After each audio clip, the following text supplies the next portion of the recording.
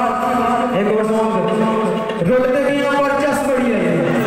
क्या ख्याल है? चले जी,